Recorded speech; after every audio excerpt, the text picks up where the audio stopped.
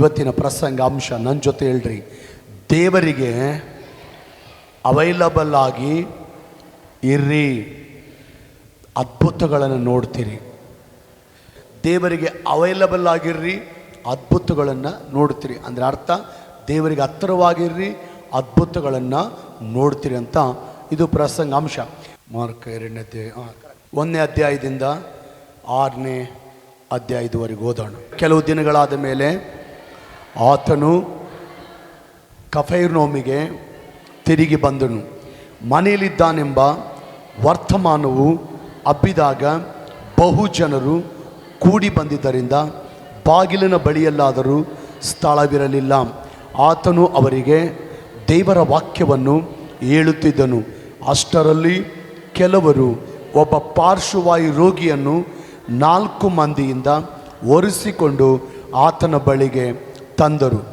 ಜನರು ಗುಂಪಾಗಿದ್ದರಿಂದ ಅವರು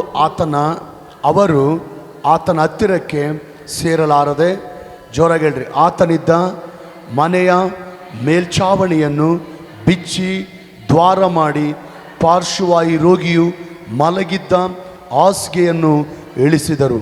ಯೇಸು ಅವರ ನಂಬಿಕೆಯನ್ನು ನೋಡಿ ಆ ಪಾರ್ಶ್ವವಾಯು ರೋಗಿಗೆ, ಮಗನೇ, ನಿನ್ನ ಪಾಪಗಳು ಕ್ಷಮಿಸಲ್ಪಟ್ಟಿವೆ ಎಂದು ಹೇಳಿದನು. 10ನೇ ವಚನ, 11ನೇ ವಚನ. ಪಾರ್ಶ್ವವಾಯು ರೋಗಿಯನ್ನು ನೋಡಿ ಎದ್ದು ನಿನ್ನ ಹಾಸಿಗೆಯನ್ನು ಎತ್ತಿಕೊಂಡು ಮನೆಗೆ ಹೋಗೆಂದು ನಿನಗೆ ಹೇಳುತ್ತೇನೆ ಅಂದನು. ಅವನು ಎದ್ದು ಕೂಡಲೇ ತನ್ನ ಹಾಸಿಗೆಯನ್ನು ತೆಗೆದುಕೊಂಡು ಎಲ್ಲರ ಮುಂದೆ ಹೊರಟು ಹೋದನು. ನಾನೀಗ ಓದಿದಂಥ ವಾಕ್ಯದ ಸಂದರ್ಭ ಏನಂದರೆ, ಯೇಸು ಸ್ವಾಮಿ ಒಂದು ಮನೆಯಲ್ಲಿ ವರ್ತಮಾನವನ್ನು ಹೇಳ್ತಾ ಇದ್ದಾನೆ, ವಾಕ್ಯವನ್ನು ಹೇಳ್ತಾ ಇದ್ದಾನೆ. ಆ ಮನೆಯಲ್ಲಿ ಜನ ಎಲ್ಲ ಕೂಡಿ ಬಂದಿದ್ದಾರೆ. ಫುಲ್ಲು ಜನ ಆ ಮನೆಯಲ್ಲಿ ಕಿಕ್ಕಿರಿದು ತುಂಬಿದ್ದಾರೆ. ಫುಲ್ ರಶ್ ಇದೆ ಆ ಮನೆಯಲ್ಲಿ. ಯೇಸು ಸ್ವಾಮಿ ವಾಕ್ಯ ಕೇಳಿಸ್ಕೊಳ್ಳಿಕ್ಕೆ ಜನ ಎಲ್ಲ ಮನೆಯಲ್ಲಿ ಫುಲ್ ಆಗಿದ್ದಾರೆ. ಆ ಸಂದರ್ಭದಲ್ಲಿ 4 ಜನ ಯವನಸ್ಥರು ಒಂದು ಪಾರ್ಶ್ವವಾಯು ರೋಗಿನ ಒತ್ಕೊಂಡು ಬರ್ತಾ ಇದ್ದಾರೆ. ಒತ್ಕೊಂಡು ಬರಬೇಕಾದ ಸಂದರ್ಭದಲ್ಲಿ ಗಮನಿಸ್ತೀರಿ, ಆ ಮನೆ ಒಳಗಡೆ ಹೋಗಲಿಕ್ಕೆ ಜಾಗ ಇಲ್ಲ, ದಾರಿ ಇಲ್ಲ. ಜನ ಎಲ್ಲ ಆ ಮನೇಲಿ ತುಂಬಿಕೊಂಡಿದ್ದಾರೆ, ಒಳಗೋಗೋಕ್ಕಾಗಲ್ಲ. ಅದನ್ನು ಗಮನಿಸಿದಂಥ ಯವನಸ್ಥರು ಏನು ಮಾಡ್ತಾರೆ, ಜಾಗ ಇಲ್ಲ, ರಶ್ ಆಗಿದೆ ಅಂತೇಳಿ ಅಂದ್ಕೊಂಡು ಪಾರ್ಶ್ವವಾಯು ರೋಗದವನನ್ನು ವಾಪಸ್ಸು ಮನೆಗೆ ಹೊತ್ಕೊಂಡು ಹೋಗಲಿಲ್ಲ. ಏನು ಮಾಡಿದ್ರು, ಆ ಮನೆ, ಯೇಸು ಸ್ವಾಮಿ ಯಾವ ಮನೇಲಿದ್ದಾನೋ ಆ ಮನೆ ಮಾಳಿಗೆಯನ್ನು ಹತ್ತಿದ್ರು. ಆ 4 ಜನ ಯವನಸ್ಥರು ಹತ್ತಿ ಆ ಅಂಚುಗಳನ್ನು ತೆಗೆದು ದೋಲಿಯಲ್ಲಿ ಈ 4 ಜನ ಯವನಸ್ಥರು ಆ ಪಾರ್ಶ್ವವಾಯು ರೋಗದವನನ್ನು, ಈಗ ನೋಡ್ರಿ ಇಲ್ಲಿ ಯೇಸು ಸ್ವಾಮಿ ವಾಕ್ಯ ಹೇಳ್ತದನ್ನು ಅಂದ್ಕೊಳ್ರಿ, ಮೇಲೆ ಅಂಚು ತೆಗೆದು 4 ಜನ ದೋಲಿಯಲ್ಲಿ ಆ ಪಾರ್ಶ್ವವಾಯು ರೋಗದವನನ್ನು ಯೇಸು ಸ್ವಾಮಿ ಮುಂದೆ ಇಳಿಯಬಿಟ್ರು. ಆಗ ಆ ರೀತಿ ಯೇಸು ಸ್ವಾಮಿ ಮುಂದೆ ಆ ಪಾರ್ಶ್ವವಾಯು ರೋಗದವನನ್ನು ಇಳಿಯಬಿಟ್ಟಿದ್ದಕ್ಕೆ ಯೇಸು ಸ್ವಾಮಿ ಆ 4 ಜನ ಯವನಸ್ಥರನ್ನು ನೋಡಿ, ಅವರ ನಂಬಿಕೆಯನ್ನು ನೋಡಿ ಆಶ್ಚರ್ಯ ಪಡ್ತಾ ಇದ್ದಾನೆ. ಅವ್ರ ವಿಶ್ವಾಸನ ನೋಡಿ ಆಶ್ಚರ್ಯ ಪಡ್ತಾ ಇದ್ದಾನೆ. ಅವರ ನಂಬಿಕೆಯನ್ನು ನೋಡಿ ಅವನು ಆಶ್ಚರ್ಯಪಟ್ಟು, ನಿನ್ನ ಪಾಪಗಳು ಕ್ಷಮಿಸಲ್ಪಟ್ಟಿದೆ ಅಂತ ಪಾರ್ಶ್ವವಾಯು ರೋಗಿಗೆ ಹೇಳ್ತಾನೆ. ಇದಾದ ನಂತರ ಎದ್ದು ನಿನ್ನ ಹಾಸಿಗೆಯನ್ನು ಹೊತ್ತುಕೊಂಡು ನಡೆ ಅಂತ ಹೇಳುವಾಗ ಆ ಕ್ಷಣವೇ ಅವನು ಸ್ವಸ್ಥನಾಗಿ, ಅವನು ಬಲ ಬಂದು, ಅವನಿಗೆ ಶಕ್ತಿ ಬಂದು, ಅವನ ಹಾಸಿಗೆಯನ್ನು ಹೊತ್ತುಕೊಂಡು ಆಗಲೇ ಎದ್ದು ನಡಿಲಿಕ್ಕೆ ಆರಂಭಿಸಿದಾನೆ. ಇದು ಅಲ್ಲಿರುವಂಥ ಒಂದು ವಿಷಯ. ಈಗ ನನಗೊಂದು ಪ್ರಶ್ನೆ ಬಂತು. ನಿನ್ನೆ ನಾನು ಈ ವಾಕ್ಯ ಓದಬೇಕಾದ್ರೆ ನನಗೊಂದು ಪ್ರಶ್ನೆ ಬಂತು. ಏನು ಪ್ರಶ್ನೆ ಅಂದರೆ, ಈಗ ಯೇಸು ಅವರ ನಂಬಿಕೆಯನ್ನು ನೋಡಿ ಅಂತ ಬರೆಯಲ್ಪಟ್ಟಿದೆ. ಯೇಸು ಅವರ ನಂಬಿಕೆಯನ್ನು ನೋಡಿ ಅಂತ ಬರೆಯಲ್ಪಟ್ಟಿದೆ. ನನ್ನ ಪ್ರಶ್ನೆ ಏನಂದರೆ, ನೀವು ಸುವಾರ್ತೆ ಹೇಳಿ ಯಾರಾದರೂ ರೋಗಿನ ಹೆಂಗೆ ಆಲಯಕ್ಕೆ ಕರ್ಕೊಂಡು ಬರ್ತೀರೋ ಅದೇ ಥರ 4 ಜನ ಯವನಸ್ಥರು ಒಬ್ಬ ಪಾರ್ಶ್ವವಾಯು ರೋಗದವನನ್ನು ಯೇಸಯ್ಯ ಹತ್ರ ಕರ್ಕೊಂಡ್ಬಂದಿದ್ದಾರೆ. ಅದರಲ್ಲಿ ಏನು ವಿಶೇಷತೆ? ಯೇಸು ಅವರ ನಂಬಿಕೆಯನ್ನು ನೋಡಿ ಅದರಲ್ಲಿ ಏನಂತ ವಿಶೇಷತೆ ಇದೆ? ನನ್ನ ಪ್ರಶ್ನೆಗೆ ದೇವ್ರು ಉತ್ತರ ಕೊಟ್ಟ. ನನಗೇನು ದೇವ್ರು ಉತ್ತರ ಕೊಟ್ಟ ಅಂತ ಹೇಳಿದ ಅದು ನಾನು ನಿಮ್ಗೆ ಹೇಳ್ತೀನಿ. ನನಗೇನು ಉತ್ತರ ಕೊಟ್ಟ ಅದು ನಿಮ್ಗೆ ಹೇಳ್ತೀನಿ. ಏನು ವಿಶೇಷತೆ ಇಲ್ಲೇ ಅಂದರೆ, ಯೇಸು ಸ್ವಾಮಿ ಅವ್ರ ನಂಬಿಕೆ ನೋಡಿ ಯಾಕೆ ಆಶ್ಚರ್ಯಪಟ್ಟನಂದರೆ, ಚೆನ್ನಾಗಿ ಕೇಳ್ರಿ, ಆ 4 ಜನ ಯವನಸ್ಥರು ಪಾರ್ಶ್ವವಾಯು ರೋಗದವನನ್ನು ಒತ್ಕೊಂಡು ಬಂದಾಗ ಒಳಗಡೆ ಹೋಗಕ್ಕೆ ಜಾಗ ಇಲ್ಲ. ಒಳಗಡೆ ಹೋಗೋಕೆ ದಾರಿ ಇಲ್ಲ, ಆ ಮನೆ ಒಳಗೆ ಹೋಗೋಕೆ ದಾರಿ ಇಲ್ಲ. ಏಸಯ್ಯ ವಾಕ್ಯ ಹೇಳ್ತಿದ್ನಲ್ವ, ಆ ಮನೆ ಒಳಗೆ ಹೋಗ್ಲಿಕ್ಕೆ, ಏಸಯ್ಯ ಹತ್ರ ಕರ್ಕೊಂಡು ಹೋಗ್ಲಿಕ್ಕೆ ಅಲ್ಲಿ ದಾರಿ ಇಲ್ಲ. ಅವಾಗೇನು ಮಾಡಿದ್ರು, ದಾರಿ ಇಲ್ಲ ಅಂತೇಳಿ, ಜಾಗ ಇಲ್ಲ ಅಂತೇಳಿ, ಅನುಕೂಲ ಇಲ್ಲ ಅಂತೇಳಿ, ಏಸಯ್ಯ ಹತ್ರ ಕರ್ಕೊಂಡು ಹೋಗ್ಲಿಕ್ಕೆ ಅವಕಾಶ ಇಲ್ಲ ಅಂತೇಳಿ ವಾಪಸ್ ಅವರು ಆ ಪಾರ್ಶ್ವವಾಯು ರೋಗದವನನ್ನು ಮನೆಗೆ ವಾಪಸ್ ಹೊತ್ಕೊಂಡು ಹೋಗಲಿಲ್ಲ. ಮತ್ತೇನು ಮಾಡಿದರು, ಅವ್ರ ಒಳಗೆ ನಂಬಿಕಿತ್ತು, ಹೇಗಾದರೂ ಮಾಡಿ ಏಸಯ್ಯ ಹತ್ರ ಈ ವ್ಯಕ್ತಿನ ಕರ್ಕೊಂಡು ಹೋದರೆ ಏಸಯ್ಯ ಗುಣಪಡಿಸ್ತಾನಂತ ವಿಶ್ವಾಸ ಇತ್ತು. ಅದಕ್ಕೆ ಆ ಮನೆ ಮಾಳಿಗೆ ಹತ್ತಿ ಆ ಅಂಚು ತೆಗೆದು ಒಂದು ದೋಲಿಯಲ್ಲಿ ಯೇಸು ಸ್ವಾಮಿ ಮುಂದೆ ಪಾರ್ಶ್ವವಾಯು ರೋಗದವನನ್ನು ಇಳಿಯಬಿಟ್ರು. ಇದು ಯೇಸು ಸ್ವಾಮಿಗೆ ಆಶ್ಚರ್ಯ ಆಗಿದ್ದು, ಇದು ಯೇಸು ಸ್ವಾಮಿಗೆ ಇಷ್ಟ ಆಗಿದ್ದು. ಅದಕ್ಕೆ ಯೇಸು ಸ್ವಾಮಿ ಅವ್ರ ನಂಬಿಕೆ ನೋಡಿ ಆಶ್ಚರ್ಯಪಟ್ಟಿದ್ದು. ಬಹಳ ಸಾರಿ ನೋಡ್ರಿ ದೇವ್ರ ಸ್ತೋತ್ರ, ಅವ್ರ ಒಳಗಡೆ ಏಸಯ್ಯ ಹತ್ರ ಹೋಗ್ಬೇಕು, ಹೆಂಗನ ಮಾಡಿ ಏಸಯ್ಯ ಹತ್ರ ಹೋಗ್ಬೇಕು, ರಿಸ್ಕ್ ಆದ್ರೂ ಕೂಡ ಏಸಯ್ಯ ಹತ್ರ ಹೋಗ್ಬೇಕು, ಅವಕಾಶ ಇಲ್ಲ ಅಂದ್ರು ಏಸಯ್ಯ ಹತ್ರ ಹೋಗ್ಬೇಕು, ಅನುಕೂಲ ಇಲ್ಲ ಅಂದ್ರು ಏಸಯ್ಯ ಹತ್ರ ಹೋಗ್ಬೇಕು, ಅಡ್ಡಿಗಳು ಬಂದವಂದ್ರು ಏಸಯ್ಯ ಹತ್ರ ಹೋಗ್ಬೇಕು. ನಾವು ಸಾಮಾನ್ಯವಾಗಿ ಯಾಕಮ್ಮ ಚರ್ಚಿಗೆ ಬಂದಿಲ್ಲ ಅಂದರೆ ಭಾಳ ಜನ ಕಾರಣಗಳು ಏನು ಹೇಳ್ತಾರೆ ಗೊತ್ತಾ? ಭಾಳ ಜನ ಯಾಕೆ ಈ ವಾರ ಸಭೆಗೆ ಬಂದಿಲ್ಲ ಅಂದರೆ ಭಾಳ ಜನ ಹೇಳ್ತಾರೆ, ಇವತ್ತು ಭಾಳ ಕೆಲಸ ಇತ್ತು ಅದಕ್ಕೆ ಚರ್ಚಿಗೆ ಬರೋಕ್ಕಾಗಲಿಲ್ಲ, ಇವತ್ತು ಬಸ್ ಬರಲಿಲ್ಲ ಅದಕ್ಕೆ ಚರ್ಚಿಗೆ ಬರೋಕ್ಕಾಗಲಿಲ್ಲ, ಇವತ್ತು ಮನೆಗೆ ರಿಲೇಷನ್ಸ್ ಬಂದಿದ್ರು ಅದಕ್ಕೆ ಆಲಯಕ್ಕೆ ಬರೋಕ್ಕಾಗಲಿಲ್ಲ, ಮತ್ತೆ ಮದುವೆಗಳಿದ್ದು ಅದಕ್ಕೆ ಚರ್ಚಿಗೆ ಬರೋಕ್ಕಾಗಲಿಲ್ಲ, ಹೊಲದಲ್ಲಿ ತುಂಬ ಕೆಲಸ ಇತ್ತು ಅದಕ್ಕೆ ಚರ್ಚಿಗೆ ಬರೋಕ್ಕಾಗಲಿಲ್ಲ, ಇವತ್ತು ಊರಿಗೆ ಹೋಗ್ಬೇಕಾಗಿತ್ತು ಅದಕ್ಕೆ ಚರ್ಚಿಗೆ ಬರೋಕ್ಕಾಗಲಿಲ್ಲ, ಮಕ್ಕಳು ಹಾಸ್ಟೆಲ್ ಓದ್ತಾ ಇದ್ದಾರೆ ಅವ್ರು ನೋಡಕ್ಕೆ ಹೋಗೋದಿತ್ತು ಅದಕ್ಕೆ ಚರ್ಚಿಗೆ ಬರೋಕ್ಕಾಗಲಿಲ್ಲ, ಇವತ್ತು ಬರ್ತ್ಡೇ ಫಂಕ್ಷನ್ ಇತ್ತು ಅದಕ್ಕೆ ಚರ್ಚಿಗೆ ಬರೋಕ್ಕಾಗಲಿಲ್ಲ, ಹೊಲದಲ್ಲಿ ಕೆಲಸ ಇತ್ತು ಅದಕ್ಕೆ ಚರ್ಚಿಗೆ ಬರೋಕ್ಕಾಗಲಿಲ್ಲ ಅಂತ ನಾವು ಅನೇಕ ಕಾರಣಗಳನ್ನು ಹೇಳಿ, ಅನೇಕ ನೆವಗಳನ್ನು ಹೇಳಿ ಆಲಯಕ್ಕೆ ಬರ್ದಂಗೆ ನಾವು ತಪ್ಪಿಸ್ಕೊಳ್ತೀವಿ, ಆಲಯಕ್ಕೆ ಬರೋಕ್ಕೆ ತಪ್ಪಿಸ್ಕೊಳ್ತೀವಿ. ಆದರೆ ನಂಬಿಕೆ ಇರುವಂಥ ವ್ಯಕ್ತಿಗಳು ಈ ರೀತಿ ಕಾರಣಗಳನ್ನು ಹೇಳಲ್ಲ. ಅಪನಂಬಿಕಿರುವಂಥ ಜನನೇ ಆಲಯಕ್ಕೆ ಬರ್ದಂಗೆ ಕಾರಣಗಳನ್ನ ಹೇಳಿ, ನೆವಗಳನ್ನ ಹೇಳಿ ಆಲಯಕ್ಕೆ ಬರ್ದಂಗೆ ತಪ್ಪಿಸ್ಕೊಳ್ತಾರೆ.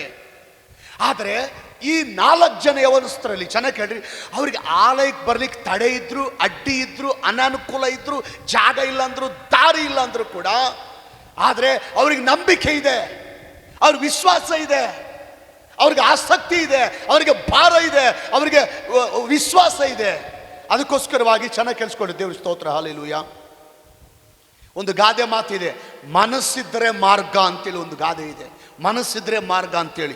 ನಾನು ಅನ್ಕೊಂತೀನಿ ದೇವ್ರ ಸ್ತೋತ್ರ, ಅವರಿಗೆ ಮನಸ್ಸಿತ್ತು ಏಸಯ್ಯ ಹತ್ರ ಇವನ್ನ ಕರ್ಕೊಂಡು ಹೋಗ್ಬೇಕು, ಈ ಪಾರ್ಶ್ವವಾಯು ರೋಗದವನನ್ನು ಹೆಂಗಾದ್ರೂ ಮಾಡಿ ಏಸಯ್ಯ ಹತ್ರ ಕರ್ಕೊಂಡು ಹೋಗ್ಬೇಕು ಅನ್ನುವಂಥ ಆ ನಂಬಿಕೆ, ಆ ಮನಸ್ಸು ಅವರಿಗಿತ್ತು, ಆ 4 ಜನ ಯವನಸ್ಥರಿಗೆ. ಅದಕ್ಕೋಸ್ಕರ ಅವ್ರಿಗೆ ಅಡ್ಡಿ ಇದ್ರು, ಅವ್ರಿಗೆ ತೊಂದರೆ ಇದ್ರು, ಅವ್ರಿಗೆ ಏನೇ ಕೆಲಸಗಳಿದ್ರು, ಅವ್ರಿಗೇನೇ ಮುಖ್ಯ ಇದ್ರು, ಅವ್ರಿಗೇನೇ ಇಕ್ಕಟ್ಟುಗಳಿದ್ರು, ಅವ್ರಿಗೆ ಏನೇ ರಿಸ್ಕ್ ಇದ್ರು, ಏನೇ ಸಮಸ್ಯೆಗಳಾದರೂ, ಯಾರೇ ಅಡ್ಡಿಪಡಿಸಿದ್ರು, ಯಾರೇ ಡಿಸ್ಟರ್ಬೆನ್ಸ್ ಮಾಡಿದ್ರು, ಅವೆಲ್ಲವುಗಳನ್ನು ದಾಟಿ ಅವರು ಅಪಾರ್ಶ್ವಾಯು ರೋಗದವನನ್ನು ಆಲಯಕ್ಕೆ ಕರ್ಕೊಂಬಂದಿದ್ದಾರೆ. ಇದು ಏನು ಗುರುತು? ನಂಬಿಕೆಗೆ ಗುರುತು, ವಿಶ್ವಾಸಕ್ಕೆ ಗುರುತು, ಆತ್ಮೀಯತೆಗೆ ಗುರುತು. Praise the lord, hallelujah. ದೇವ್ರಿಗೆ ಸ್ತೋತ್ರ. ನಾನು ಅನ್ಕೊಂತೀನಿ, ನಿಮ್ಮ ಒಳಗಡೆ ನಂಬಿಕೆ ಇದ್ದರೆ, ನಿಮ್ಮ ಒಳಗಡೆ ವಿಶ್ವಾಸ ಇದ್ದರೆ, ನಿಮಗೆ ಅಡ್ಡಿ ಇದ್ದರು, ನಿಮಗೆ ತೊಂದರೆ ಇದ್ದರು, ಏನೇ ಕೆಲಸಗಳಿದ್ರು, ಏನೇ ಮುಖ್ಯ ಇದ್ದರು, ಏನೇ ಇಕ್ಕಟ್ಟುಗಳಿದ್ರು, ಎಷ್ಟೇ ರಿಸ್ಕ್ ಇದ್ದರು, ಏನೇ ಸಮಸ್ಯೆಗಳಿದ್ರು, ಎಷ್ಟೇ ಡಿಸ್ಟರ್ಬೆನ್ಸ್ಗಳಿದ್ರು, ಅವೆಲ್ಲವುಗಳನ್ನು ದಾಟಿ ನೀವು ಆಲಯಕ್ಕೆ ಬಂದೇ ಬರ್ತೀರಿ, ಪ್ರಾರ್ಥನೆಗೆ ಬಂದೇ ಬರ್ತೀರಿ, ವಾಕ್ಯಕ್ಕೆ ಕೇಳ್ತೀರಿ. Praise the lord. ನಂಬಿಕೆ ಇದ್ದಿದ್ದಕ್ಕೆ ಅವ್ರು ಏನು ಮಾಡಿದ್ರು? ಜಾಗ ಇಲ್ಲ ಅಂದರು, ಬಂದ್ರ ಇಲ್ವಾ? ದಾರಿ ಇಲ್ಲ ಅಂದರು, ಬಂದ್ರ ಇಲ್ವಾ? ಅನಾನುಕೂಲ ಇದ್ರು, ಬಂದ್ರ ಇಲ್ವಾ? ಡಿಸ್ಟರ್ಬೆನ್ಸ್ ಇದ್ರು ಕೂಡ ಬಂದ್ರ ಇಲ್ವಾ? ನಾನೊಂದು ಮಾತು ಹೇಳ್ತೀನಿ ದೇವ್ರ ಸ್ತೋತ್ರ, ನಿಮ್ಮಲ್ಲಿ ಕೆಲವು ಜನ ಆಲಯಕ್ಕೆ ಬರಕ್ಕೆ ಅಡ್ಡಿ ಇದ್ರು ಆಲಯಕ್ಕೆ ಬಂದಿದ್ದೀರಿ, ಕೆಲಸಗಳಿದ್ರು ಆಲಯಕ್ಕೆ ಬಂದಿದ್ದೀರಿ, ಇಕ್ಕಟ್ಟುಗಳಿದ್ರು, ಇರುಕುಗಳಿದ್ರು, ರಿಸ್ಕ್ಗಳಿದ್ರು, ಡಿಸ್ಟರ್ಬೆನ್ಸ್ಗಳಿದ್ರು, ತೊಂದರೆಗಳಿದ್ರು, ಕೆಲವು ಜನ ನಿಮ್ಮನ್ನು ಅಡ್ಡಿಪಡಿಸಿದ್ರು ಕೂಡ ನೀವು ಆಲಯಕ್ಕೆ ಬಂದಿದ್ದೀರಿ. ಇದು ಏನಕ್ಕೆ ಗುರುತಂದರೆ ನಂಬಿಕೆಗೂ ಗುರುತು, ನಂಬಿಕೆಗೂ ಗುರುತು, ನಂಬಿಕೆ ಗುರುತು. ಮಗನಿ ಮಗಳೇ, ಸೋದರ ಸೋದರಿ, ಇದು ನಂಬಿಕೆಗೆ ಗುರುತು. ದೇವ್ರ ಸ್ತೋತ್ರ. ಅವತ್ತು ಆ 4 ಜನ ಯವನಸ್ಥರಲ್ಲಿ ಆ ನಂಬಿಕೆಯನ್ನು ನೋಡಿ ಪಾರ್ಶ್ವವಾಯು ರೋಗಿಯನ್ನು ಸ್ವಸ್ಥ ಮಾಡಿದ್ದೇನೆ. ಒಂದು ಮಾತು ಹೇಳೋ, ದೇವ್ರ ಸ್ತೋತ್ರ. ಎಷ್ಟು ಇಕ್ಕಟ್ಟಿದ್ರು ಬಂದಿದ್ದೀರಿ, ಸಮಸ್ಯೆ ಇದ್ರು ಬಂದಿದ್ದೀರಿ, ಶೋಧನೆ ಇದ್ರು ಬಂದಿದ್ರು, ಬರಕ್ಕಾಗದಿರುವಂಥ ಪರಿಸ್ಥಿತಿ ಇಲ್ಲ ಅಂದ್ರೂ ಕೂಡ ಬಂದಿದ್ರಿ. ದೇವರು ನಿಮ್ಮನ್ನು ನಂಬಿಕೆ ನೋಡಿ, ದೇವ್ರು ನಿಮ್ಮ ವಿಶ್ವಾಸ ನೋಡಿ, ದೇವ್ರು ನಿಮ್ಮ ನಂಬಿಕೆ ನೋಡಿ ಪಾರ್ಶ್ವವಾಯು ರೋಗಿಯನ್ನು ಸ್ವಸ್ಥ ಮಾಡಿದ ದೇವರು ನಿಮ್ಮನ್ನು ಸ್ವಸ್ಥ ಮಾಡುತ್ತಾನೆ, ನಿಮ್ಮನ್ನು ಗುಣ ಮಾಡುತ್ತಾನೆ, ನಿಮ್ಮನ್ನು ವಾಸಿ ಮಾಡುತ್ತಾನೆ, ನಿಮ್ಮ ಕುಟುಂಬದಲ್ಲಿ ಅದ್ಭುತ ಮಾಡ್ತಾನೆ, ನಿಮ್ಮ ಮಕ್ಕಳ ಜೀವಿತದಲ್ಲಿ ಅದ್ಭುತ ಮಾಡ್ತಾನೆ, ನಿಮ್ಮ ಗಂಡನ ಜೀವಿತದಲ್ಲಿ ಅದ್ಭುತ ಮಾಡ್ತಾನೆ, ನಿಮ್ಮ ದುಡಿಮೆಗಳಲ್ಲಿ ಅದ್ಭುತ ಮಾಡ್ತಾನೆ, ನಿಮ್ಮ ವ್ಯಾಪಾರಗಳಲ್ಲಿ ಅದ್ಭುತ ಮಾಡ್ತಾನೆ. ಈ ಸೇವೆಯಲ್ಲಿ ದೇವರು ಅದ್ಭುತ ಮಾಡ್ತಾನೆ. ಮೊದಲನೇ ಲೈನಲ್ಲಿ ಕೂತವ್ರ ನಂಬಿಕೆ ದೇವ್ರು ನೋಡ್ತಾ ಇದ್ದಾನೆ. 2ನೇ ಲೈನಲ್ಲಿ ಕೂತವ್ರ ನಂಬಿಕೆ ದೇವ್ರು ನೋಡ್ತಾ ಇದ್ದಾನೆ. ಮಧ್ಯದಲ್ಲಿ ಕೂತ್ಕೊಂಡು ಪ್ರಾರ್ಥನೆ ಮಾಡೋರ ನಂಬಿಕೆ ದೇವ್ರು ನೋಡ್ತಾ ಇದ್ದಾನೆ. ಹಿಂದಿನ ಸಾಲಲ್ಲಿ ಕೂತ್ಕೊಂಡು ಪ್ರಾರ್ಥನೆ ಮಾಡೋರ ನಂಬಿಕೆ ದೇವ್ರು ನೋಡ್ತಾ ಇದ್ದಾನೆ. ಈ ಆನ್ಲೈನಲ್ಲಿ ವಾಕ್ಯ ಕೇಳುವವರ ನಂಬಿಕೆ ದೇವ್ರು ನೋಡ್ತಾ ಇದ್ದಾನೆ. ನಿಮ್ಮ ನಂಬಿಕೆ ನೋಡೋದು ಮಾತ್ರ ಅಲ್ಲ, ಪಾರ್ಶ್ವವಾಯು ರೋಗಿನ ಸ್ವಸ್ಥ ಮಾಡಿದ ಯೇಸು, ಪಾರ್ಶ್ವವಾಯು ರೋಗಿನ ಗುಣ ಮಾಡಿದ ಯೇಸು, ಪಾರ್ಶ್ವವಾಯು ರೋಗಿ ಜೀವಿತದಲ್ಲಿ ಅದ್ಭುತ ಮಾಡಿದ ಯೇಸು, ನಿಮ್ಮ ಜೀವಿತದಲ್ಲಿ ಕೂಡ ದೇವರು ಅದ್ಭುತ ಮಾಡಲಿಕ್ಕೆ ಶಕ್ತನಾಗಿದ್ದಾನೆ. ಆಮೆನ್. ಯಾಕೆ ಅವ್ರ ನಂಬಿಕೆ ದೇವರಿಗೆ ವಿಶೇಷ ಅನಿಸ್ತು? ಬರಕ್ಕೆ ಅವಕಾಶ ಇಲ್ಲ ಅಂದರು, ಬಂದರು. ಕರ್ಕೊಂಬರಕ್ಕೆ ಅನುಕೂಲ ಇಲ್ಲ ಅಂದರು, ಬಂದರು. ಇನ್ನೊಂದು ವಿಷಯ ಹೇಳ್ತೀನಿ, ಇನ್ನೊಂದು ತಾಟ ಹೇಳ್ತೀನಿ. ಆ 4 ಜನ ಒತ್ಕೊಂಬಂದ್ರಲ್ವ ಯವನಸ್ಥರು, ಅವ್ರಿಗೆ ನಂಬಿಕೆ ಇಲ್ದವರಾಗಿದ್ದರೆ ಒಳಗಡೆ ಹೋಗಕ್ಕೆ ದಾರಿ ಇಲ್ಲ, ಜಾಗ ಇಲ್ಲ, ದಾರಿ ಇಲ್ಲ ಅಂತ ನೋಡಿ ಅಪನಂಬಿಗಸ್ಥರಾಗಿದ್ದರೆ ಅಥವಾ ನಂಬಿಕೆ ಇಲ್ದವರಾಗಿದ್ದರೆ ಆ ಪಾರ್ಶ್ವವಾಯು ರೋಗದವನನ್ನು ವಾಪಸ್ ಹೊತ್ಕೊಂಡು ಹೋಗ್ತಿದ್ರು. ಆದರೆ ಅವರಿಗೆ ನಂಬಿಕೆ ಇದ್ದಿದ್ದಕ್ಕೆ ದಾರಿ ಇಲ್ಲ ಅಂದ್ರು, ಅವರೇ ದಾರಿ ಮಾಡಿಕೊಂಡ್ರು, ಅವರೇ ಕಂಡಿಡಿದ್ರು ದಾರಿನ, ಅವರೇ ಸ್ವಂತ ದಾರಿ ಮಾಡಿಕೊಂಡ್ರು. ಯಾವ ದಾರಿ ಅದು? ಸ್ವಂತ ದಾರಿ. ಮಾಳಿಗೆ ಎತ್ತಿಬಿಟ್ರು. ಯಾರು ಮಾಡಿದ ದಾರಿ ಅದು? ಅವರೇ. ಯಾರು ಮಾಡಿದ ದಾರಿ? ಯಾರು ಕಂಡಿಡ್ದ ಆ ದಾರಿ? ಅವರೇ. Praise the lord. ಯಾಕೆಂದರೆ ಚೆನ್ನಾಗಿ ಕೇಳಿಸ್ಕೊಳ್ರಿ, ದೇವ್ರ ಸ್ತೋತ್ರ, ಹಲ್ಲೆಲೂಯ. ಮಗನಿ ಮಗಳೇ, ಸೋದರ ಸೋದರಿ, ಚೆನ್ನಾಗಿ ಕೇಳಿಸ್ಕೊಳ್ರಿ. ಏಸೈ ಹತ್ರ ಹೋದ್ರೆ ಅದ್ಭುತ ಆಗುತ್ತಂತ ಭಾಳ ಜನರಿಗೆ ಗೊತ್ತು. ಆದರೆ ಬರಲಿಕ್ಕೆ ದಾರಿ ಇಲ್ವಾ? ಬರಲಿಕ್ಕೆ ಅವಕಾಶ ಇಲ್ವಾ? ನೀನೇ ದಾರಿ ಮಾಡ್ಕೋಬೇಕು.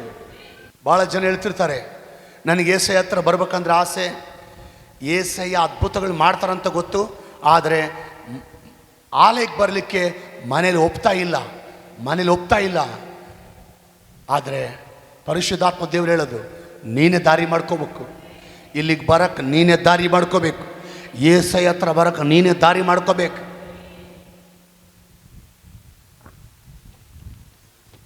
ಮನೇಲಿ ಫುಲ್ ಕೆಲಸ, ಆಲಯಕ್ಕೆ ಬರೋಕ್ಕೆ ಟೈಮ್ ಇಲ್ಲ ಅಂತ ಹೇಳ್ತಿರ್ತಾರೆ ಕೆಲವರು.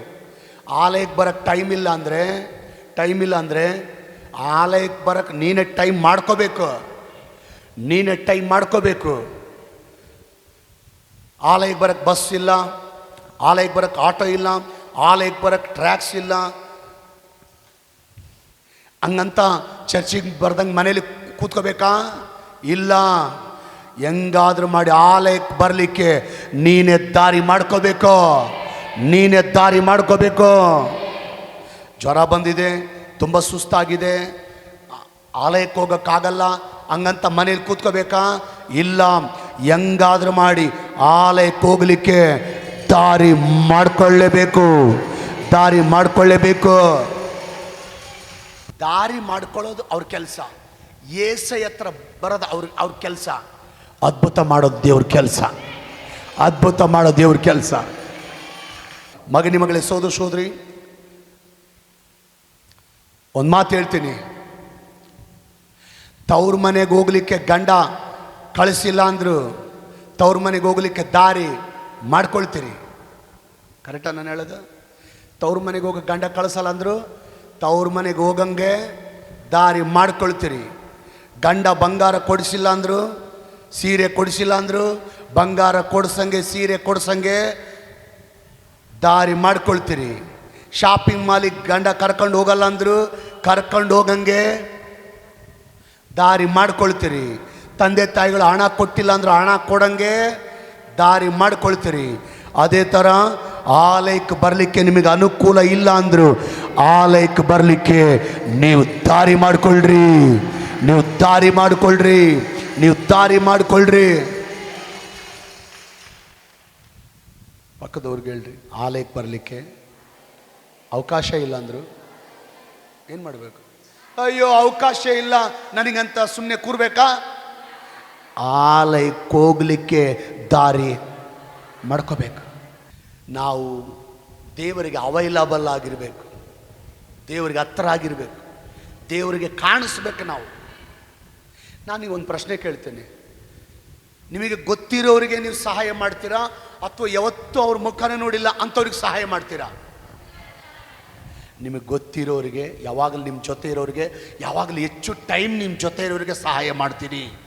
ಅದೇ ಥರ ಯಾರು ಚೆನ್ನಾಗಿ ಹೇಳ್ರಿ, ಯಾರು ಹೆಚ್ಚು ದೇವರಿಗೆ ಅವೈಲಬಲ್ ಆಗಿದ್ದಾರೋ, ಯಾರು ಹೆಚ್ಚು ದೇವರಿಗೆ ಹತ್ತಿರವಾಗಿದ್ದಾರೋ, ಯಾರು ಹೆಚ್ಚು ದೇವರಿಗೆ ಸಮೀಪವಾಗಿದ್ದಾರೋ, ಯಾರು ಹೆಚ್ಚು ದೇವ್ರ ಸಹವಾಸದಲ್ಲಿ ಜೀವಿಸ್ತಾರೋ ಅವರಿಗೆ ದೇವರು ಅದ್ಭುತ ಮಾಡುವ ದೇವರಾಗಿದ್ದಾನೆ, ಅವರಿಗೆ ದೇವರು ಸ್ವಸ್ಥತೆ ಮಾಡುವ ದೇವರಾಗಿದ್ದಾನೆ, ಅವರಿಗೆ ದೇವರು ಬಿಡುಗಡೆ ಮಾಡುವ ದೇವರಾಗಿದ್ದಾನೆ.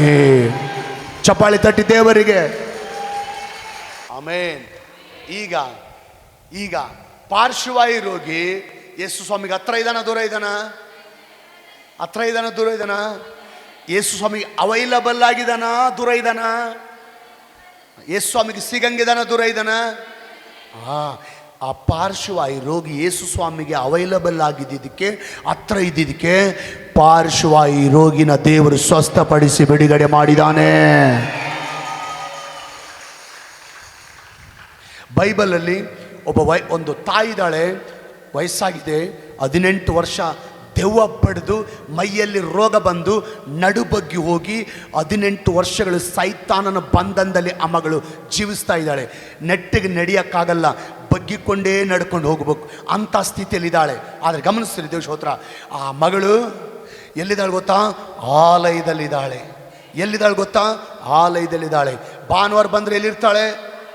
ಆಲಯದಲ್ಲಿ. ಶುಕ್ರವಾರ ಉಪವಾಸ ಪ್ರಾರ್ಥನೆ ಬಂದರೆ ಎಲ್ಲಿರ್ತಾಳೆ? 3 ದಿವಸ ಸುವಾರ್ಥ ಕೂಟಗಳಿಟ್ಟರೆ ಎಲ್ಲಿರ್ತಾಳೆ? ಆಲಯದಲ್ಲಿರ್ತಾಳೆ. ಆಲ್ ನೈಟ್ ಪ್ರಾರ್ಥನೆ ಇಟ್ಟರೆ ಎಲ್ಲಿರ್ತಾಳೆ? ಆಲಯದಲ್ಲಿ ಕಾಣಿಸ್ತಾಳೆ. ಸ್ಪೆಷಲ್ ಮೀಟಿಂಗ್ ಇಟ್ಟರೆ ಎಲ್ಲಿ ಕಾಣಿಸ್ತಾಳೆ? ಆಲಯದಲ್ಲಿ ಕಾಣಿಸ್ತಾಳೆ. ಒಂದು ನಿಮಿಷ, ಈ ಮಗಳು ದೇವರಿಗೆ ಅವೈಲಬಲ್ ಆಗಿದ್ದಾಳ ದೂರ ಇದ್ದಾಳ? ದೇವರಿಗೆ ಹತ್ರ ಇದ್ದಾಳ ದೂರ ಇದ್ದಾಳ? ದೇವರ ಹತ್ರ ಇದ್ದಾಳೆ, ದೇವರಿಗೆ ಹತ್ರವಾಗಿದ್ದಾಳೆ. ದೇವರಿದನ್ನು ಗಮನಿಸಿ 18 ವರ್ಷಗಳ ಕಾಲ ಸೈತಾನನ ಬಂಧನಲ್ಲಿದ್ದಂತಹ ತಾಯಿನ ದೇವರು ಅದ್ಭುತವಾಗಿ ಸ್ವಸ್ಥ ಮಾಡಿದ್ದಾರೆ. ಆಶ್ಚರ್ಯವಾಗಿ ದೇವರು ಸ್ವಸ್ಥ ಮಾಡಿದ್ದಾರೆ.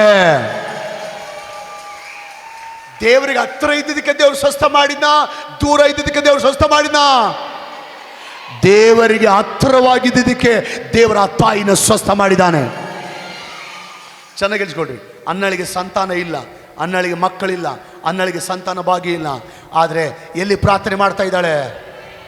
ಆಲಯದಲ್ಲಿ ಪ್ರಾರ್ಥನೆ ಎಲ್ಲಿ ಪ್ರಾರ್ಥನೆ ಮಾಡ್ತಾ ಇದ್ದಾಳೆ? ಎಲ್ಲಿ ಪ್ರಾರ್ಥನೆ ಮಾಡ್ತಾ ಇದ್ದಾಳೆ? ಆಲಯದಲ್ಲಿ ಪ್ರಾರ್ಥನೆ ಮಾಡ್ತಾ ಇದ್ದಾಳೆ. ಹೆಂಗೆ ಪ್ರಾರ್ಥನೆ ಮಾಡ್ತಾ ಇದ್ದಾಳೆ? ಕಣ್ಣೀರಿನಿಂದ ಪ್ರಾರ್ಥನೆ ಮಾಡ್ತಾ ಇದ್ದಾಳೆ. ದೇವರಿಗೆ ಸ್ತೋತ್ರ. ದೇವರಿಗೆ ಹತ್ರ ಇದ್ದಾಳ ದೂರ ಇದ್ದಾಳ? ದೇವ್ರಿಗೆ ಕಣ್ಣಿಗೆ ಕಾಣಂಗಿದ್ದಾಳ ಕಣ್ಣಿಗೆ ಕಾಣ್ದಂಗಿದ್ದಾಳ? ಕಣ್ಣಿಗೆ ಕಾಣಂಗಿದ್ದಾಳ ಕಣ್ಣಿಗೆ ಕಾಣ್ದಂಗಿದ್ದಾಳ? ಕಣ್ಣಿಗೆ ಕಾಣಂಗಿದ್ದಾಳೆ. ಹಾಲೆಲೂಯಾ, ದೇವ್ರ ಸ್ತೋತ್ರ. ಆಕೆ ದೇವರಿಗೆ ಅವೈಲಬಲ್ ಆಗಿದ್ದಾಳೆ, ದೇವರಿಗೆ ಸಿಗುವಂತೆ ಇದ್ದಾಳೆ, ದೇವರಿಗೆ ಕಣ್ಣಿಗೆ ಕಾಣುವಂತೆ ಇದ್ದಾಳೆ. ದೇವರ ಆಕೆನ ಗಮನಿಸಿ ಬರುವ ವರ್ಷದಲ್ಲಿ ದೇವರ ಆಕೆನ ಕನುಕರಿಸಿ ಗಂಡು ಮಗುನ ಕೊಟ್ಟಿದ್ದಾನೆ. ಚಪ್ಪಾಳೆ ಚಪ್ಪಾಳೆ ಚಪ್ಪಾಳೆ ದೇವರಿಗೆ. ಬರ್ಲಿ ಬರ್ಲಿ ಬರ್ಲಿ ಚಪ್ಪಾಳೆ. Praise the lord. ಹಲ್ಲೆಲೂಯಾ, ದೇವರಿಗೆ ಸ್ತೋತ್ರ. ಅದೇ ರೀತಿಯಾಗಿ ದೇವರಿಗೆ ಮಹಿಮೆ ಉಂಟಾಗಲಿ. Praise the Lord, hallelujah. ಬಾಲಕನಾದ ಸಮವೇಲನು ದೇವಸ್ತೋತ್ರ. ದೇವರಿಗೆ ಅವೈಲಬಲ್ ಆಗಿದ್ದಾನೆ, ದೂರ ಇದ್ದಾನೆ? ದೇವರಿಗೆ ಹತ್ರ ಇದ್ದಾನೆ. ಏನಂದರೆ ದೇವರಿಗೆ ಹೇಗೆ ದೇವರಿಗೆ ಹತ್ರ ಇದ್ದಾನೆ ಅಂತ ಹೆಂಗೆ ಹೇಳ್ಬೋದು ಅಂದರೆ, ಪ್ರತಿದಿನ ಬೆಳಿಗ್ಗೆ ಎದ್ದು ಕೂಡಲೇ ಆಲಯದಲ್ಲಿ ದೀಪ ಹಚ್ತಾ ಇದ್ದಾನೆ, ಆಲಯನ ಶುಭ್ರ ಮಾಡ್ತಾ ಇದ್ದಾನೆ, ಆಲಯನ ತೊಳಿತಾ ಇದ್ದಾನೆ, ಆಲಯನ ನೀಟಾಗಿ ಇಟ್ಕೊಂಡಿದ್ದಾನೆ, ನೀಟಾಗಿ ಚಾಪೆ ಹಾಸ್ತಾನೆ. ಪ್ರತಿದಿನ ಇದೆ ಅವನ ಕೆಲಸ, ಪ್ರತಿದಿನ ಆಲಯದಲ್ಲಿ ಅವನ ಕೆಲಸ, ಪ್ರತಿದಿನ ಆಲಯದಲ್ಲಿ ಅವನ ಕೆಲಸ. ಇನ್ನೊಂದು ವಿಷಯ, ರಾತ್ರಿ ಬಂದು ಈ ಸಮವೇಲ ಎಷ್ಟು ವಯಸ್ಸಂದರೆ ಲಾಜರ್ ವಯಸ್ಸು, ಚಿತ್ರಿ ವಯಸ್ಸು, ಲಾಜರ್ ವಯಸ್ಸು. ನೋಡೋಣ ಇವನು ಎಚ್ಚರವಾಗಿದ್ದಾನ ನೋಡೋಣ ಅಂತ ಟೆಸ್ಟ್ ಮಾಡಿ ಮಧ್ಯರಾತ್ರಿ ಬಂದು ದೇವರು ಸಮವೇಲ್ ಅಂದರೆ ಇದ್ದೇನೆ ದೇವ್ರೆ ಅಂತ. ಎರಡನೇ ಸಾರಿ ಸಮವೇಲ್ ಇದ್ದೇನೆ ದೇವ್ರೆ ಅಂತ. ಮೂರನೇ ಸಾರಿ ಸಮವೇಲ್ ಇದ್ದೇನೆ ದೇವ್ರೆ ಅಂತಾನೆ. ದೇವರಿಗೆ ಅವೈಲಬಲ್ ಆಗಿದ್ದಾನ, ದೂರ ಇದ್ದಾನೆ? ದೇವರಿಗೆ ಹತ್ರವಾಗಿದ್ದಾನ, ದೂರ ಇದ್ದಾನ? ದೇವರು ಇದನ್ನು ಗಮನಿಸಿ, ಆ ಸಮವೇಲನ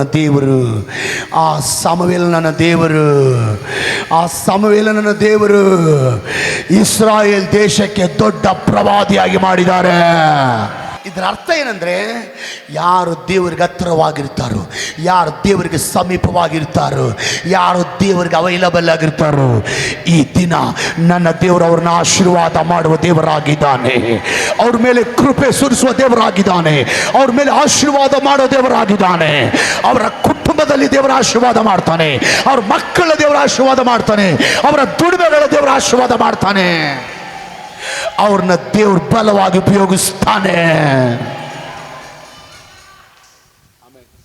ಪಕ್ಕದವ್ರು ಕೈ ಕೊಟ್ಟು ಹೇಳ್ರಿ, ನಾವು ದೇವರಿಗೆ ಅವೈಲಬಲ್ ಆಗಿರಬೇಕು, ನಾವು ದೇವರಿಗೆ ಸಿಗುವಂತೆ ಇರಬೇಕು, ನಾವು ದೇವರಿಗೆ ಹತ್ತಿರವಾಗಿರಬೇಕು, ನಾವು ದೇವರಿಂದ ನಾಟ್ ರೀಚಬಲ್ ಆಗಬಾರ್ದು, ನಾವು ಆಲಯದಿಂದ ನಾಟ್ ರೀಚಬಲ್ ಆಗಬಾರ್ದು. ಫೋನ್ ಮಾಡಿದರೆ ಕೆಲವರು ಫೋನ್ ಹಿಂಗೆ ಬರ್ತದೆ, ನೀವು ಕರೆ ಮಾಡಿರುವ ಚಂದಾದಾರರು ವ್ಯಾಪ್ತಿ ಪ್ರದೇಶದಿಂದ ಹೊರಗಡೆ ಇದ್ದಾರೆ. ಓಕೆ, ಮನುಷ್ಯರಿಂದ ನಾಟ್ ರೀಚಬಲ್ ಆದರೂ ಪರವಾಗಿಲ್ಲ, ಆದರೆ ದೇವರಿಂದ ಏನಾಗಬಾರ್ದು? ದೇವರಿಂದ ನಾಟ್ ರೀಚಬಲ್ ಆಗಬಾರ್ದು, ಆಲಯದಿಂದ ನಾಟ್ ರೀಚಬಲ್ ಆಗಬಾರ್ದು, ಪ್ರಾರ್ಥನೆಯಿಂದ ನಾಟ್ ರೀಚಬಲ್ ಆಗಬಾರ್ದು. ದೇವರಿಗೆ ನಾಟ್ ರೀಚಬಲ್ ಆಗಬೇಡ್ರಿ. ಬೈಬಲಲ್ಲಿ ನಹೋಮಿ ಅನ್ನುವಂಥ ತಾಯಿ ಇದ್ದಾಳೆ. ಈಕೇನು ಮಾಡಿದ್ ಗೊತ್ತಾ? ದೇವರಿಂದ ನಾಟ್ ರೀಚಬಲ್ ಆದ್ಲು, ಆಲಯದಿಂದ ನಾಟ್ ರೀಚಬಲ್ ಆದ್ಲು, ಪ್ರಾರ್ಥನೆಯಿಂದ ನಾಟ್ ರೀಚಬಲ್ ಆದರು. ಫೋನ್ ಮಾಡಿದರೆ ಬೆಳಗಿನ ಜಾವ ಕೆಲವ್ರಿಗೆ ಫೋನ್ ಮಾಡಿದರೆ ಫೋನ್ ಬರ್ತದೆ, ಮತ್ತು ಪ್ರೇಯರಿಗೆ ಕರೀತಾರಂತ ಏನು ಮಾಡ್ತಾರೆ? ಎತ್ತಲ್ಲ ಫೋನು. ನಾವು ಫೋನ್ ಮಾಡಿದ್ರೆ ಏನು ಬರ್ತದೆ ಗೊತ್ತಾ? ನೀವು ಕರೆ ಮಾಡಿರುವ ಚಂದಾದಾರರು ವ್ಯಾಪ್ತಿ ಪ್ರದೇಶದಿಂದ ಹೊರಗಡೆ ಇದ್ದಾರೆ. ಈ ಅಮ್ಮ ಕೂಡ ನಹೋಮಿ ದೇವರಿಂದ ನಾಟ್ ರೀಚಬಲ್ ಆಗಿದ್ದಾಳೆ, ಆಲಯದಿಂದ ನಾಟ್ ರೀಚಬಲ್ ಆಗಿ ಸಮಸ್ಯೆ ಮೈ ಮೇಲೆ ಎಳ್ಕೊಂಡಿದ್ದಾಳೆ, ಕಷ್ಟ ಮೈ ಮೇಲೆ ಎಳ್ಕೊಂಡಿದ್ದಾಳೆ. ಏನು ಕಷ್ಟ ಬಂತು ಸಾರ್? ಗಂಡನ ಕಳ್ಕೊಂಡಿದ್ದಾಳೆ, 2 ಮಕ್ಕಳನ್ನ ಕಳ್ಕೊಂಡಿದ್ದಾಳೆ, ವಿಧವೆಯಾಗಿದ್ದಾಳೆ. ಒಂದು ಮಾತು ಹೇಳ್ತೇನೆ, ದೇವರಿಂದ ನಾಟ್ ರೀಚಬಲ್ ಆದರೆ, ಆಲಯದಿಂದ ನಾಟ್ ರೀಚಬಲ್ ಆದರೆ, ಯಾವ ಸಮಸ್ಯೆ ಹೆಂಗೆ ಬರ್ತದೋ ಗೊತ್ತಿಲ್ಲ, ಯಾವ ಶೋಧನೆ ಹೆಂಗೆ ಬರ್ತದೋ ಗೊತ್ತಿಲ್ಲ.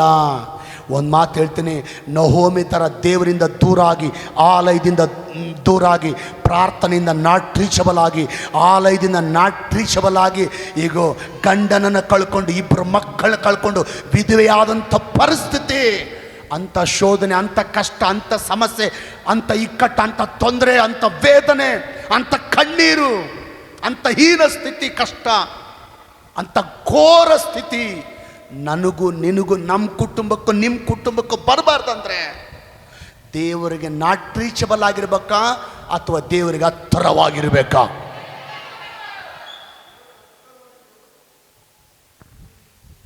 ದೇವರಿಗೆ ಹತ್ತಿರವಾಗಿರ್ಬೇಕು, ದೇವರಿಗೆ ಹತ್ತಿರವಾಗಿರ್ಬೇಕು, ದೇವರಿಗೆ ಅವೈಲಬಲ್ ಆಗಿರಬೇಕು. ಯಾವಾಗ ನಾವು ದೇವರಿಗೆ ಸಿಗುವಂತೆ ಇರಬೇಕು. ದೇವರು ನಮಗೆ ಯಾವಾಗಲೂ ಸಿಗ್ತಾನೆ ಇಲ್ವಾ? ಒಂದು ವಚನ ಓದೋಣ, ಒಂದು ವಚನ ಓದ್ತೀನಿ. ಏಷಾಯ 65:24. ಏಷಾಯ 65:24. ಈ ವಚನದ ಮೇಲೆ ಅರ್ಥ ಮಾಡ್ಕೋಬೇಕು. ದೇವರು ನಮ್ಗೆ ಯಾವಾಗ ಬೇಕಾದ್ರೂ ಸಿಗ್ತಾರ ಅರ್ಥ ಮಾಡ್ಕೋಬೇಕು. ಆಗ ಅವರು ಬೇಡುವುದರೊಳಗೆ ಸದುತ್ತರ ದಯಪಾಲಿಸುವೆನು. ಅವರು ಹೇಳುತ್ತಿರುವಾಗಲೇ ಕೇಳುವೆನು. ಬಾ, ಏನು ಮಾತ್ರ ಇದು? ಅವರು ಬೇಡೋದ್ರೊಳಗಡೆ ಹೇಳ್ರಿ, ಅವರು ಬೇಡೋದ್ರೊಳಗಡೆ ಸದುತ್ತರ ದಯಪಾಲಿಸುವೆನು. ಅವರು ಹೇಳುವಾಗಲೇ ಕೇಳುವೆನು. ದೇವರು ಅವೈಲಬಲ್ ಆಗಿದ್ದಾನ, ದೂರ ಇದ್ದಾನ? ದೇವ್ರ ಹತ್ರ ಇದ್ದಾನ, ದೂರ ಇದ್ದಾನ? ಹತ್ರ ಇದ್ದಾನ, ದೂರ ಇದ್ದಾನ? ಅಂದ್ರೆ ನಾವು ಬೇಡ್ತಿರ್ಬೇಕಾದ್ರೆ ಏನು ಕೊಡ್ತಾನಂತೆ? ಉತ್ತರ ಕೊಟ್ಬಿಡ್ತಾನಂತೆ. ಆದ್ಲು ಆಲಯದಿಂದ ನಾಟ್ ರೀಚಬಲ್ ಆದ್ಲು, ಗಂಡನ ಕಳ್ಕೊಂಡ್ಲು, ಮಕ್ಕಳು ಕಳ್ಕೊಂಡ್ಲು, ವಿಧವೆ ಆದ್ಲು. ಒಂದೇ ಕಾರಣ, ದೇವರಿಂದ ನಾಟ್ ರೀಚಬಲ್, ಆಲಯದಿಂದ. ಇವತ್ತೇ ಜನ ನೀವು ಹೇಳ್ತೀರಿ, ದೇವರೇ ನಾನು ನಿನಗೆ ಅವೈಲಬಲ್ ಆಗಿರ್ತೀನಪ್ಪ, ನಾನು ನಿನಗೆ ಹತ್ತಿರವಾಗಿರ್ತೀನಪ್ಪ, ನಾನು ನಿನ್ನ ಜೊತೆಯಲ್ಲಿರ್ತೀನಪ್ಪ. ಭಾನುವಾರ ಬಂದರೆ ನಿನ್ನ ಜೊತೆ ಇರ್ತೀನಪ್ಪ, ಶುಕ್ರವಾರ ಬಂದರೆ ನಿನ್ನ ಮುಂದೆ ಕಾಣಿಸ್ತೀನಪ್ಪ, ವಿಶೇಷ ಕೂಟಗಳು ಬಂದರೆ ನಿನ್ನ ಮುಂದೆ ನಾನು ಕಾಣಿಸ್ತೀನಪ್ಪ, ಪ್ರತಿದಿನ ಬೈಬಲ್ ಓದಬೇಕಾದ್ರೆ ನಿನ್ನ ಮುಂದೆ ನಾನು ಕಾಣಿಸ್ತೀನಪ್ಪ, ಸಾಯಂಕಾಲ ಪ್ರಾರ್ಥನೆ ಮಾಡುವಾಗ ನಿನ್ನ ಮುಂದೆ ಕಾಣಿಸ್ಕೊಳ್ತೀನಪ್ಪ, ಕುಟುಂಬ ಪ್ರಾರ್ಥನೆ ಮಾಡುವಾಗ ನಿನ್ನ ಮುಂದೆ ಕಾಣಿಸ್ಕೊಳ್ತೀನಪ್ಪ, ಆನ್ಲೈನ್ ಪ್ರಾರ್ಥನೆ ಮಾಡುವಾಗ ನಿನ್ನ ಮುಂದೆ ಕಾಣಿಸ್ಕೊಳ್ತೀನಪ್ಪ, ದೇವ್ರ ವಾಕ್ಯ ಓದುವಾಗ ನಿನ್ನ ಮುಂದೆ ನಾನು ಕಾಣಿಸ್ಕೊಳ್ತೀನಪ್ಪ. ಪ್ರತಿದಿನ ನಿನ್ನ ಜೊತೆ ಜೀವಿಸ್ತೀನಪ್ಪ, ಪ್ರತಿದಿನ ನಿನ್ನೊಂದಿಗೆ ನಾನು ನಡೀತೀನಪ್ಪ.